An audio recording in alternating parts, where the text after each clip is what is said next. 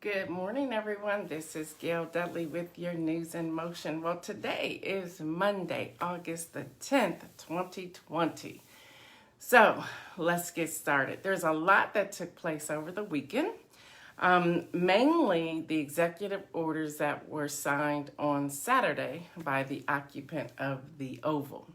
So I will probably spend the bulk of my time talking about these four executive orders that were signed so that we have a greater understanding. And of course, I will always encourage you to check out yourself, do your own research to see what you're getting as well, moving beyond the sound bites that we receive. And today's segment, by the way, today's segment is sponsored by, hello, Kim Hill, is sponsored by Cassandra Tarver, tltarver.com, and that's Tarver. So C-L Tarver, Tarver.com. And she has a new book that's coming out for children called For My Kings. You can pre-order that book right now. She's already released the book For My Princesses. So you can go to her website, that's C-L-Tarver, Tarver.com, and I'll put the information in the comment section as well. But go ahead and pre-order the book For My Kings. If you have any young men in your life, cousins, nephews, sons, friends, neighbors, or for these different pods that are forming, please consider pre-ordering that book to get it out to your community. So thank you, Cassandra Tarver, for sponsoring today's segment. With that being said, I really want to talk about these executive orders. There were four of them that were signed. Okay, there's a couple of things we need to know. So I'm going to kind of slow walk. So if this is the only topic I go over today, understand why. Good morning. I see all of you coming in. All right, y'all, there are three branches of government. There are three. You have the legislative, and they are the ones who make the laws. They make the laws. Good morning, Brenda. Then you have the executive, which is the president and then his or her administration. They are the ones that carry out the law. All right, so I want to talk with those. So then you have the third one, which is the judicial. They interpret the laws. But I want to talk about the legislative and the executive this morning, okay? So we can get to these four executive orders that were signed, okay? Good morning. I see all of you. Good morning, Beverly. So you have to understand that the legislative branch, which is Congress, they make the law. They make the law.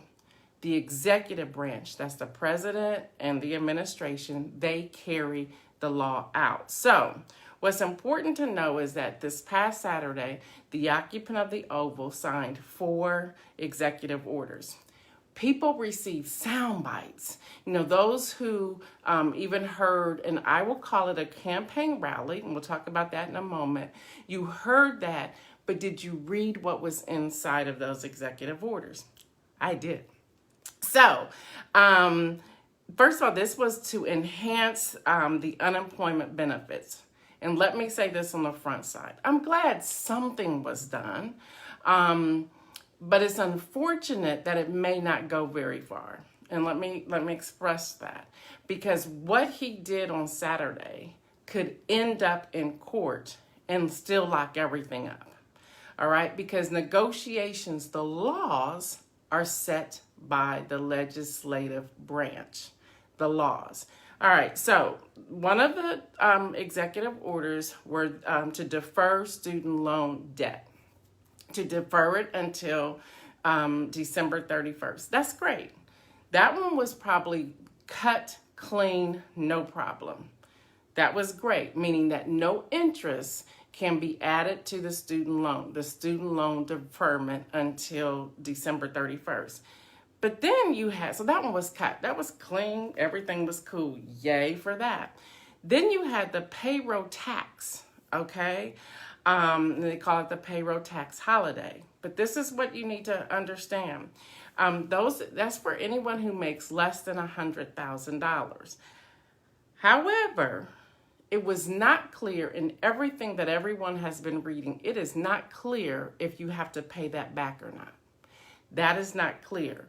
Now, where he messed up is, this was a part of the campaign rally, is to say, if I'm reelected, this is what we'll do. So he's holding that in this spot. He's holding it capture, if you will, saying, well, if you vote for me, we'll talk about it later. But right now, it's for anyone, it's a payroll tax for anyone making $100,000 or less. But we're not sure if you have to pay that back. So you should be asking yourself the question, well, if I have to pay it back, when do I have to pay it back? How does that look? Is that going to interfere with other things for me? Is that going to be something that's happening with my taxes? There are a lot of questions you have to ask yourself with that payroll tax. All right, the next thing was the unemployment benefit of $400. Now, what you didn't hear, and I've been sharing it here, is that that executive order included that $1.7 billion FBI headquarters, that building. It also included $377 million for renovation of the West Wing. All right, so that's what we call pork. So that's in there. But here's the other thing. It's not $400. It is $300. $300 will be coming from the federal government, but 100 of that money will be coming from your state and local. Now hear me, the state and local government has already said they cannot afford that $100 per month through December per person. And that depends upon how many people are within that state or that local government. So it's not $400, people. It is $300. It is $300. Now, what's going to happen? Let's say, good morning, Cheryl Cosby. What's going to happen is that because of the way the funds, the federal funds were already allocated, it is going to appear that those who have GOP governors will be able to afford the $100, and those who have Democratic governors will not. Y'all, we have to read between the lines on what's going on. This was a political photo op, a political campaign rally, by the way, happening on taxpayer dollars funding his resort. Let that sink in. Let that sink in. He gave that campaign rally from his resort on taxpayers' dollars. Yeah, that happened, y'all. We have to dig. So that's 3. We have one more. We have the evictions, which is very unclear as to what is a part of that eviction piece. Does that mean that you cannot be evicted or not be foreclosed on between now and December 31st? I can't figure it out. So it's important is that these executive orders will more than likely be held up in court. Why? Because legislative branch, they make the laws, which also sends me to this. And this is real, people. I really hope that we all begin to research this information so that we have a greater understanding. We have what is called the power of the purse. The power of the purse. That's real, y'all. There's 2 articles. There's a U.S. Constitution, Article 1, Section 7, Clause 1. Yep, y'all. I love this stuff. So I just was digging. And it says, and I'll quote, all bills for rising revenue shall originate in the House of Representatives, but the Senate may propose or concur with amendment, as on other bills. Now, there's also the U.S. Constitution, Article 1, Section 9, Clause 7. No money, this is called power of the purse, y'all. No money shall be drawn from the Treasury, but in consequence of appropriations made by law. Legislative branch makes the law, y'all. Let me keep reading that. And a regular statement and account of receipts and expenditures of all public money shall be published from time to time. He can't do that. He cannot do that. So those executive orders, it was a photo op, will be landed in court. Now, here's the other thing. And some people don't pay attention to this. Those of us who do, that's what I'm doing. I'm trying to make sure you get the information. 4 days before Saturday, 4 days before, he floats out through certain media that he's going to sign executive orders, 4 of them on Saturday. Well, they were still in negotiation. So why are you putting out there 4 days before, which would have been Tuesday, that you're going to sign into law 4 executive orders? So it was all this setup. Now, let me also say this, and I can't believe I'm about to say this. We cannot be mad. I can't believe I'm about to say this. We cannot be mad at Senator Mitch McConnell. Ooh, that hurt really hard. It really did. And we cannot be mad at Nancy Pelosi, the Speaker. He's the majority leader in the Senate. She's the House Speaker. She's the Speaker of the House. They wanted to do the GOP, again, that's called the HEALS Act. They wanted to give $200 a week. You had in the House, which was called the HEROES Act, $600 per week. They were trying to negotiate and bring this to the middle. So on the speaker side, she was saying, we got to deal with student loan debt. We have to deal with evictions. We have to deal with health insurance for those who no longer have it. There's a list. Y'all, this is public knowledge. Google it and see it for yourselves. It's there. It is there. And then on the GOP side, they were saying $200, and they were looking at the payroll tax, and they were looking at evictions. Their side wasn't clear, but they were at least negotiating and having conversation. However, with these executive orders, he cut them out, but he has to bring them back in. Why? Because they make the laws. That's why. So we have to get beyond the sound bites. All right, due to time, I'll do Kanye West tomorrow. Whew, that's interesting. And I'll also talk about the Electoral College tomorrow. But as seen in the New York Times, so we'll go to the next one. The White House reached out to South Dakota governor about adding, this is kind of funny, y'all, about adding the occupant of the Oval to Mount Rushmore. Yeah, that happened. Can y'all imagine that? I mean, it's like, come on, people, come on. So that happened. And you can find it in the New York Times. I think it was on a couple of news cycles as well. But the White House reached out to South Dakota governor asking about adding the occupant to Mount Rushmore. All right, here's something that has been hitting and I'm continuing to look at. And this is on CNBC.com. In October 2018, and I was looking at this because I was trying to figure out why these different GOP governors are wanting to go back to voting machines. And why were they doing that? So as I start digging, you find things. And this is interesting that this was hidden. In October 2018, Ivanka won initial approval from the Chinese government, the same people that he's always going after, for 16 new trademarks. This was in 2018, which included, get ready for this, her name on voting machines. Yeah. So if you go and look that up, you will see that. You will see the Snoops.com to say, is this false? And it will say it's mixture. And the mixture part of it is her clothing brand, which is somewhat false. But the voting machines, yeah, she got a trademark for voting machines. Yeah.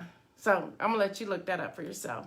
So as we talk about those voting machines, let's use them to vote.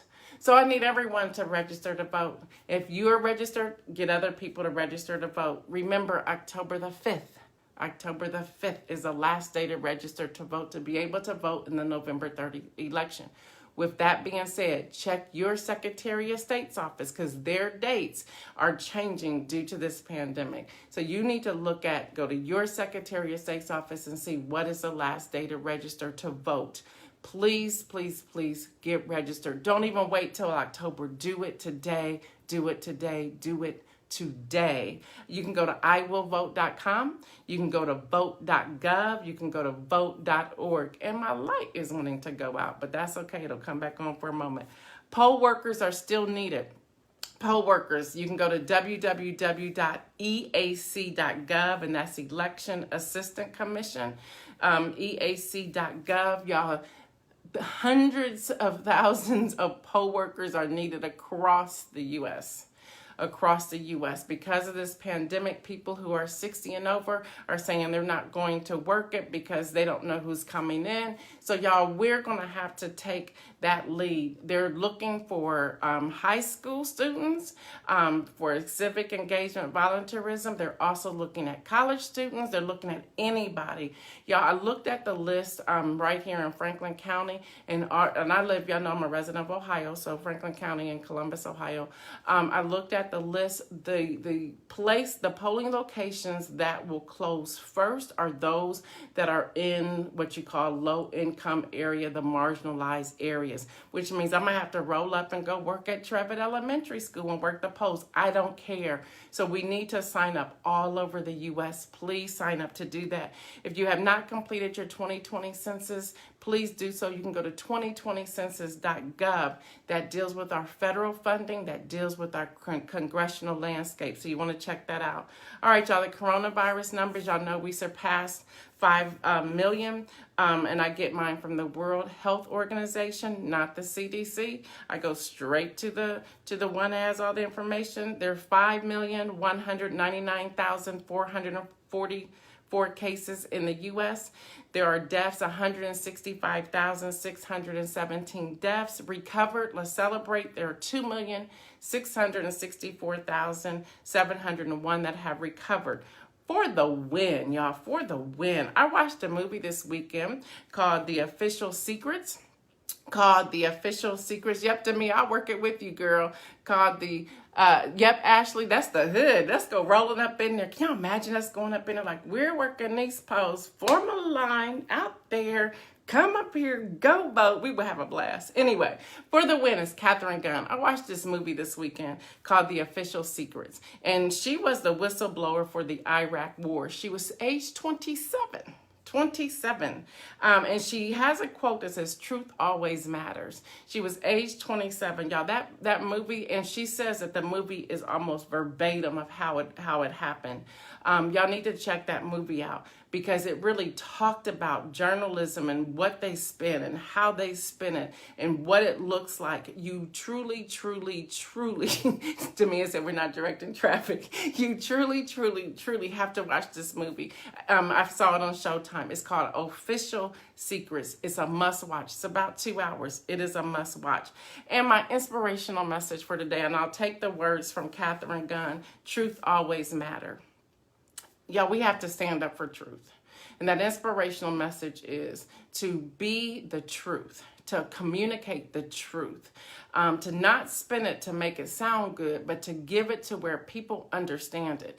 This is a time to educate all of our people, young and old, about voting and what's on the line. You can have photo ops, you can have a political rally, you can do all of that. And I'm going to talk about Kanye West tomorrow, but just a little snippet of this. We need to understand what's happening.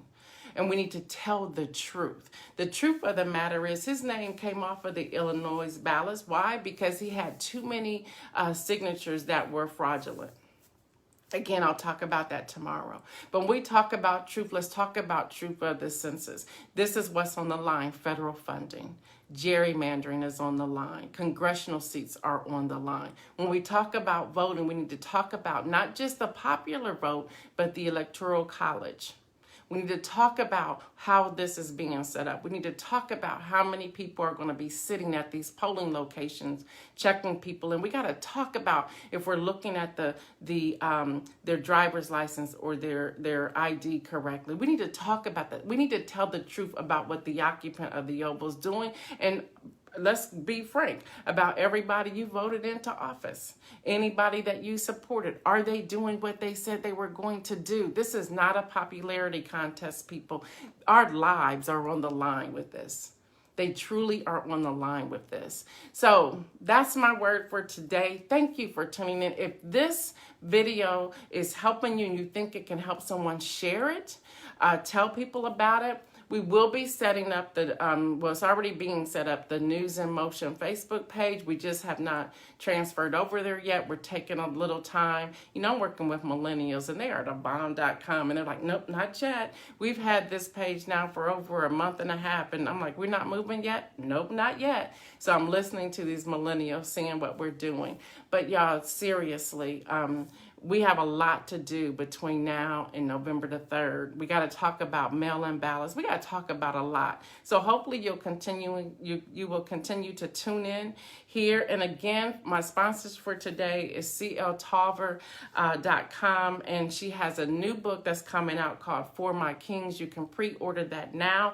It's a children's book, and then she also has one previously called For My Princesses, and you can get that at cltolver, TARVER.com, and pre-order that book. So thank you, Cassandra, for sponsoring today's segment of News in Motion.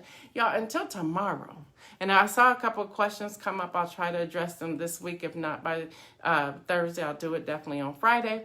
This is Gail Dudley. Thank y'all. I'm so glad y'all want to hang out with me Monday through Friday in the morning. I really do appreciate it. Thank you so much. Now just pray my strength as I continue to look at this news. Sometimes it can become somewhat depressing. So I want to practice self-care and keep it in balance. But y'all, we have to educate our community. Until tomorrow, I am Gail Dudley. Peace out.